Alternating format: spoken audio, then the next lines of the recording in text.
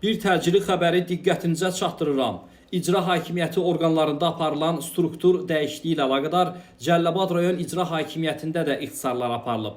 Üstəgəl işarəsini vurun, zəhmət olmasa abunə olun kanalımıza. OXAZ-ın əldə etdiyi məlumata görə aparılan struktur dəyişikliyi ilə əlaqədar İcra Hakimiyyətinin 28 əməkdaşı vəzifəsindən azad edilib.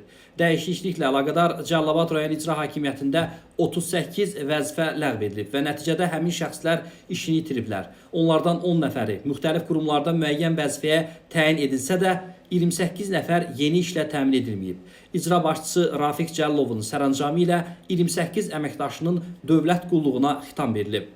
Məlumata görə vəzifəsini itirənlərdən 35 nəfər kənd inzibati ərazi dairəsi üzrə nümayəndəsinin müavini, nümayəndəliyin baş məsləhətçisi, baş mühasibi və sürücü vəzifələrində çalışanlar olublar. Həmin şəxslərdən 7 nəfər başqa vəzifəyə təyin olunsa da hazırda 28 nəfər işsiz qalıb.